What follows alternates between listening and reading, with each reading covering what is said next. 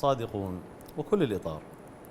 منذ البدء شعارنا هو الحفاظ على وحدة الإطار التنسيقي وعلى وحدة قراره وعلى أيضا ديمومة الانسجام.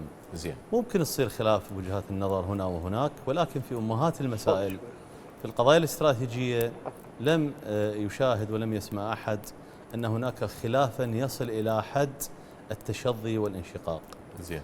ما حصل في الجلسة الأولى في مسألة منح الثقة لحكومة السيد الزيدي. كان هناك خلاف وسوء فهم وسوء تقدير، وخصوصا من الأخوة في دولة القانون.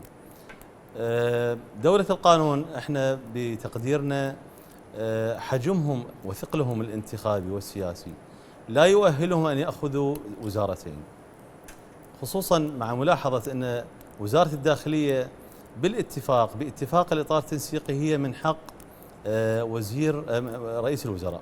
هو من يختار وزير الداخلية وهو من يختار وزارة الدفاع، وهذا ما اعتادت عليه العرف السياسي في الإطار التنسيق والقوى السياسية المختلفة في كل الحكومات المتعاقبة. طيب، هم جاءوا بمرشح اللي هو قاسم عطا ولم يعرض على الإطار التنسيقي، وبالتالي كان موقف الإطار والقوى السياسية هو عدم التصويت لهذا المرشح.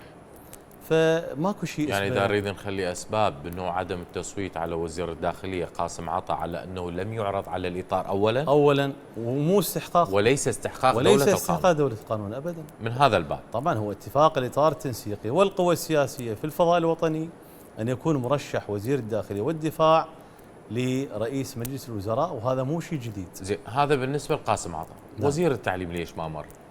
وزير التعليم أيضا ماكو ملاحظات.